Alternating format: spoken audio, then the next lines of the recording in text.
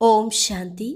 12 अप्रैल 2022 के ईश्वरीय महावाक्य पहले सुनते हैं मुरली के मुख्य पॉइंट्स। बाबा ने कहा, तुम ऐसी दुनिया में जाने का पुरुषार्थ कर रहे हो जहां ना माया होगी और ना ही कोई दुख होगा। अगर तुम्हें बाप से बादशाही का वर्षा लेना है तो कभी मनसा वाचा कर्मणा किसको दुख नहीं देना। अभी तुम कांटों से फूल बन रहे हो, देवता बनना है तो सबको सुख दो। एक एक अक्षर मुख से ऐसा निकले जो मनुष्य को हीरे जैसा बना दे। तुम बच्चों को अति मीठा बनना है। जब तक तुम्हारी चलन दैवी नहीं होगी तब तक मनुष्य कैसे विश्वास करेंगे कि तुमको भगवान पढ़ाते हैं। तुम्हारा धंधा ही है सबके दुख हर कर सुख देना। अगर तुम भी किसको दुख देंगे तो कौन कहेगा कि यह दुख हरता सुख करता की संतान है। भले मनसा तूफान तो आएंगे क्योंकि यह है ही माया का राज्य, लेकिन दिल में किसको दुख देने का ख्याल भी नहीं आना चाहिए। फिर बाबा ने कहा, तुम बाप को याद करते रहो तो खुशी का पारा चढ़ जाएगा, और जो ज्ञान सुनाते हो उसे धारण करो तो हीरे जैसा बन जाएंगे। तुम्हें रेगुलर स्टूडेंट बनना है। मुरली तो एक दिन भी मिस नहीं करनी चाहिए। अगर मिस हुई तो बड़ा घाटा पड़ जाएगा, क्योंकि एक एक पॉइंट हीरे समान है। और लास्ट में बाबा ने कहा, देही अभिमानी बन अपने साथ बातें करो, मैं आत्मा हूँ, मुझ आत्मा ने 84 जन्मों का पाठ पूरा किया, अभी यह अंतिम जन्म है, अब हमको वापस लौटना है, फिर हम स्वर्ग में जाएंगे। ऐसे अपने साथ बातें करनी है। और अब सुनते हैं महावाक्यों को विस्तार से। मुरली का सार। मीठे बच्चे, तुम दुख हरता सुख करता बाप के बच्चे हो। तुम्हें मनसा वाचा कर्मणा किसी को भी दुख नहीं देना है, सबको सुख दो। प्रश्न, तुम बच्चे मनुष्य से देवता बनते हो, इसलिए तुम्हारी मुख्य धारणा क्या होनी चाहिए? उत्तर, तुम्हारे मुख से जो भी बोल निकले वह एक एक बोल मनुष्यों को हीरे जैसा बना दे। तुम्हें बहुत मीठा बनना है, सबको सुख देना है, किसी को भी दुख देने का ख्याल ना आए। तुम अभी ऐसी सतयुगी स्वर्ग की दुनिया में जाते हो जहां सदा सुख ही सुख है, दुख का नाम निशान नहीं। तो तुम्हें बाप की श्रीमत मिली है। बच्चे, बाप समान दुख हरता सुख करता बनो। तुम्हारा धंधा ही है सबके दुख हर कर सुख देना। गीत इस पाप की दुनिया से कहीं दूर ले चल, जहाँ चित्त चैन पावे। ओम शांति। बच्चों ने यह गीत सुना। बच्चे जानते हैं कि हम पुरुषार्थ करते हैं ऐसी दुनिया में जाने के लिए जहाँ एक तो माया नहीं होती और कभी भी मनसा वाचा कर्मणा कोई को कोई भी दुख नहीं देते। इसलिए उनका नाम ही है स्वर्ग, पैराडाइज, बैकुंठ। और बरोबर वहाँ के मालिक लक्ष्मी नारायण का चित्र भी दिखाते हैं। प्रजा का तो चित्र नहीं दिखाएंगे, लक्ष्मी नारायण का चित्र है, जिससे सिद्ध होता है कि उन्हों की राजधानी में जरूर ऐसे ही मनुष्य होंगे। भारत में ही यह स्वर्ग के मालिक थे जहाँ दुख का नाम निशान नहीं रहता। मनसा वाचा कर्मणा कोई भी किसको दुख नहीं देते। बाप भी कभी किसको दुख नहीं देते हैं।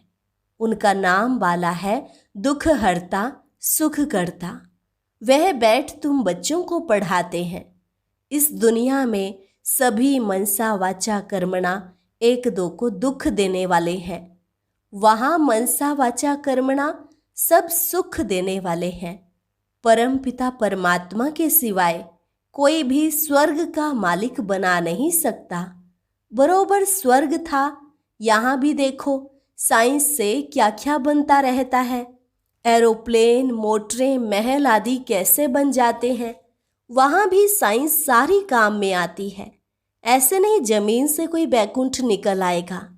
जैसे दिखाते हैं, द्वारिका समुद्र के नीचे चली गई। जो समुद्र के नीचे जाएगी वह तो गलकर खत्म हो जाएगी। नए सिर सब कुछ बनना है। तो बाप से जबकि हम बादशाही प्राप्त कर रहे हैं, तो मनसा वाचा कर्मणा किसके प्रति बुद्धि में दुख देने का ख्याल नहीं आना चाहिए। भले यह है ही माया का राज्य, मनसा तूफान तो आएंगे, बाकी दिल में किसको दुख देने का ख्याल भी नहीं आना चाहिए। इस समय सब एक दो को दुख ही देते हैं, समझते सुख है, परंतु वह है दुख। बाप से सबको बेमुख करते हैं। यह भक्ति मार्ग भी ड्रामा में है। ड्रामा को कोई भी जानते ही नहीं। वह लोग समझते हैं हम यह शास्त्र आदि सुनाते हैं, यह भी ज्ञान देते हैं। जप तप आदि करने से मनुष्य मुक्ति जीवन मुक्ति को पालेंगे। अनेक प्रकार के रास्ते बताते हैं। कहेंगे बहुत समय से भक्ति करते आए हैं, तब तो भगवान आया है। हम भी कहते हैं भक्ति का जब अंत होता है तब भगवान को आना होता है, आकर भक्ति का फल देते हैं।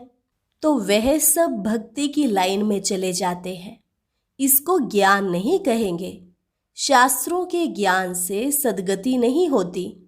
सृष्टि के आदि मध्य अंत का ज्ञान तो उन्हों को है ही नहीं। यह तुम जानते हो, प्राचीन ज्ञान और योग से भारत स्वर्ग बना था, सो जरूर भगवान ही सिखलाएगा। मनुष्य तो राजयोग सिखला न सके।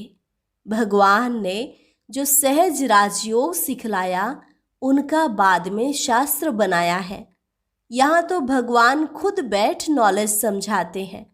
गीता में सिर्फ एक भूल की है, जो नाम बदली कर दिया है और समय भी दूसरा लिख दिया है। तुम जानते हो, अभी भगवान हमको ज्ञान और राजयोग सिखला रहे हैं। सृष्टि के आदि मध्य अंत का ज्ञान और कोई शास्त्र में नहीं है। कल्प की आयु भी लंबी चौड़ी करती है। मनुष्य तो वही शास्त्र पढ़ते रहते हैं। बाप ने समझाया है, यह सृष्टि रूपी झाड़ है। झाड़ में पहले थोड़े पत्ते, फिर बढ़ते जाते हैं। भिन्न भिन्न धर्म के पत्ते दिखाए जाते हैं। वास्तव में यह जो भी वेद शास्त्र हैं, वह सब भगवत गीता के पत्ते हैं, अर्थात उनसे निकले हुए सब शास्त्र हैं। तुम देखते हो, बरोबर नए झाड़ की स्थापना होती है। तूफान आदि में कोई तो झट मुरझा जाते हैं, गिर पड़ते हैं। तुम जानते हो, अभी हमारे दैवी झाड़ का फाउंडेशन लग रहा है, और जो धर्म स्थापक हैं वह यह नहीं जानते कि हम क्रिश्चियन धर्म का अथवा फलाने धर्म का फाउंडेशन लगाते हैं। पीछे समझ में आता है कि फलाने ने यह फाउंडेशन लगाया है। यहाँ तो कांटों को फूल बनाना होता है। तुम जानते हो, हमको तो देवता बनना है, सबको सुख देना है। किसको दुख देने का ख्याल भी नहीं आना चाहिए। एक एक अक्षर मुख से ऐसा निकले जो मनुष्य को हीरे जैसा बना दे। बाप भी हमको ज्ञान सुनाते हैं, जिसको धारण करते करते हम हीरे जैसा बन जाते हैं। वास्तव में टीचर किसको दुख क्यों देवे, वह तो पढ़ाते हैं। हाँ, समझाया जाता है, अगर अच्छी रीति नहीं पढ़ेंगे तो 21 जन्मों के लिए घाटा पड़ जाएगा। 21 जन्मों के लिए अब ही पुरुषार्थ करना है। बाप मिला है, जिसको ही भक्ति मार्ग में याद करते थे, हे भगवान। साधु संत आदि सब याद करते हैं। भगवान तो एक है, परंतु वह कौन है यह नहीं जानते। श्री कृष्ण तो सतयुग में प्रिंस था। उनको तो ऐसे नहीं कहेंगे कि वह सर्व का दुख हरता सुख करता है। वही श्री कृष्ण की आत्मा जो सुख में थी, अब दुख में है। भगवान के लिए ऐसे नहीं कहेंगे ना। वह तो दुख सुख से न्यारा है, उनको मनुष्य का तन है नहीं। बाप जो स्थापना करते हैं वहाँ सुख ही सुख है। तब गाया जाता है दुख हरता सुख करता। तुम जानते हो हम रावण के राज्य में आधा कल्प दुखी थे। अल्पकाल का सुख रहता है, बाकी दुख ही दुख है, जिसको सन्यासी लोग काग विष्टा समान सुख कहते हैं, क्योंकि विकार से पैदा होते हैं ना। लेकिन कोई पवित्र प्रवृत्ति मार्ग भी होगा जहाँ कोई भी विकार नहीं होगा। बरोबर वह सतयुग में था। उसका नाम ही है स्वर्ग। वह है पवित्र मार्ग, स्वर्ग। फिर पतित बनते हैं तो उनको कहा जाता है नरक, भ्रष्टाचारी मार्ग। यह दुख सुख का खेल बना हुआ है। मनुष्यों को अभी अभी सुख, अभी अभी दुख। उनको यह मालूम ही नहीं कि स्वर्ग में सदा सुख होता है, दुख का नाम निशान भी नहीं रहता। यहाँ फिर सुख का नाम निशान भी नहीं है। विकार में जाना यह तो दुख ही है। तब तो सन्यासी भी सन्यास करते हैं, परंतु वह है निवृत्ति मार्ग। सतयुग में प्रवृत्ति मार्ग था, वह था शिवालय। देवी देवताएं, लक्ष्मी नारायण आदि के जड़ चित्र मंदिरों में भी कैसे ताज व तख्त से सजे हुए हैं। भारत ही है जिसमें राजा रानी दैवी संप्रदाय थे, और कोई धर्म में ऐसे है नहीं।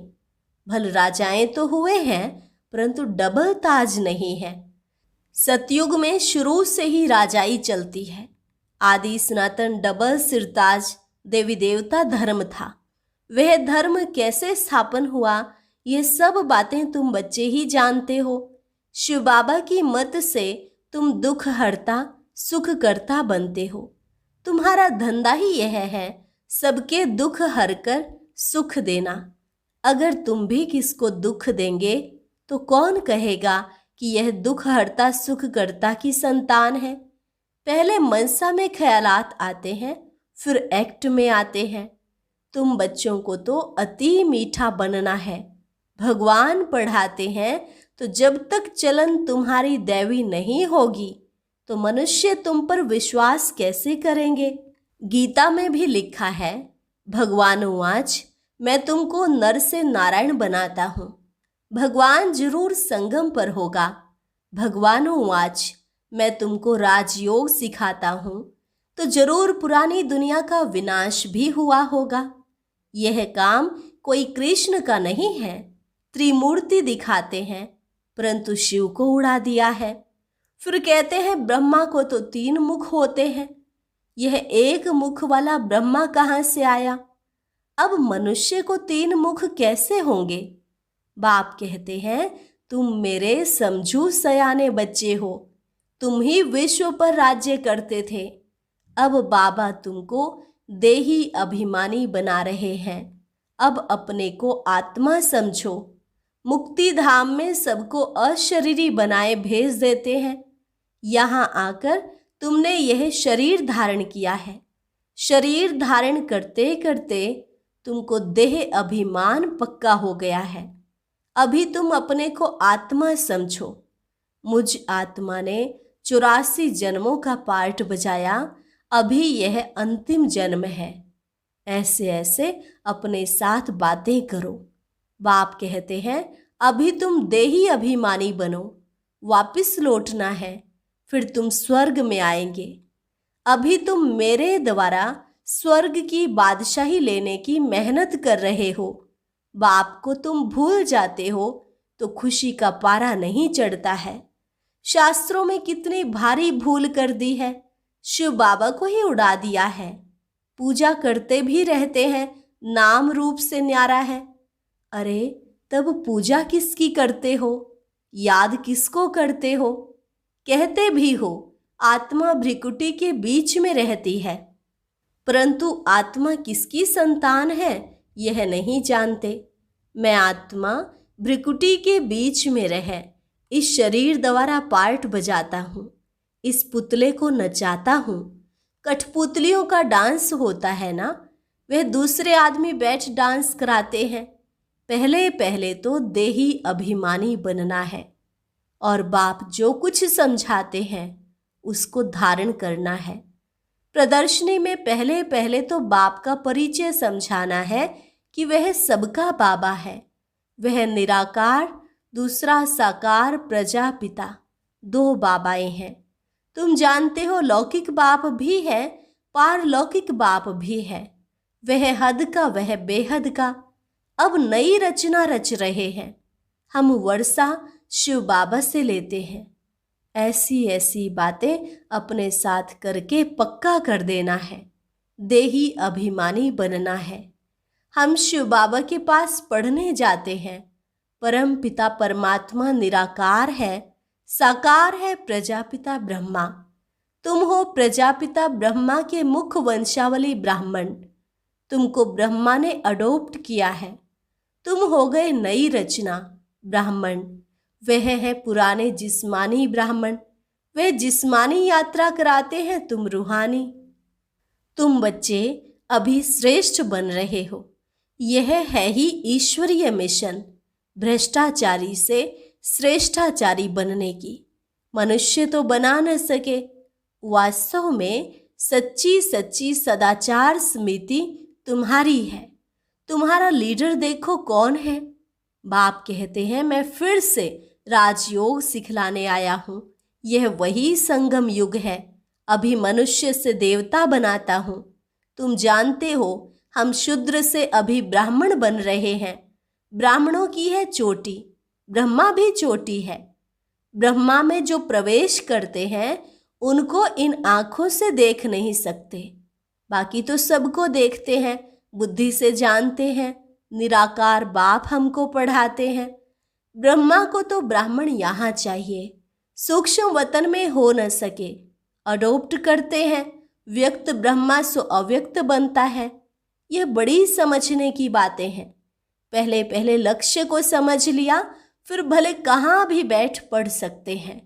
मुरली रोजाना सुननी पड़े।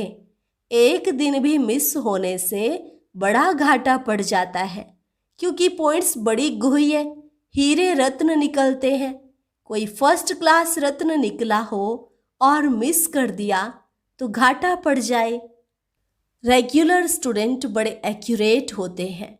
अच्छी रीति पुरुषार्थ नहीं करेंगे तो उच्च पद पा नहीं सकेंगे। यह तो बहुत ऊंची पढ़ाई है। सरस्वती को बेंजो और कृष्ण को मुरली दी है। वास्तव में कृष्ण को भूल से दे दी है तो ब्रह्मा। तुम जानते हो यह शिव बाबा का मुख है। कृष्ण का और सरस्वती का तो कोई भी कनेक्शन नहीं है। सारी मूंज कर दी है। अच्छा, मीठे मीठे सिकेलधे बच्चों प्रति मात पिता बाप दादा का याद प्यार और गुड मॉर्निंग। रूहानी बाप की रूहानी बच्चों को नमस्ते। रूहानी बच्चों की रूहानी बाप दादा को नमस्ते नमस्ते, गुड मॉर्निंग। धारणा के लिए मुख्य सार। पहली पॉइंट, मैं आत्मा इस शरीर रूपी पुतले को नचा रही हूँ। मैं इससे अलग हूँ। ऐसा अभ्यास करते करते देही अभिमानी बनना है। मुरली कभी भी मिस नहीं करनी है। रेगुलर बनना है। पढ़ाई में बहुत बहुत एक्यूरेट रहना है। वरदान, माया और प्रकृति की हलचल से सदा सेफ रहने वाले दिलाराम के दिल तख्त नशीन भव। माया और प्रकृति की हलचल से सदा सेफ रहने वाले दिलाराम के दिल तख्त नशीन भव। सदा सेफ रहने का स्थान दिलाराम बाप का दिल तख्त है। सदा इसी स्मृति में रहो कि हमारा ही यह श्रेष्ठ भाग्य है जो भगवान के दिल तख्त नशीन बन गए। जो परमात्मा दिल में समाया हुआ अथवा दिल तख्त नशीन है वह सदा सेफ है। माया व प्रकृति के तूफान उसे हिला नहीं सकते। ऐसे अचल रहने वालों का यादगार अचल घर है, चंचल घर नहीं। इसलिए स्मृति रहे कि हम अनेक बार अचल बने हैं और अभी भी अचल हैं। स्लोगन: ज्ञान स्वरूप प्रेम स्वरूप बनना ही शिक्षाओं को स्वरूप में लाना है। ज्ञान स्वरूप प्रेम स्वरूप बनना ही शिक्षाओं को स्वरूप में लाना है। अच्छा, और अब सुनते हैं आज का अव्यक्त ज्ञान मोती। ये एक बहुत संस्कारितापूर्ण वीडियो है, जरूर देखें, कोई भी मिस ना करे।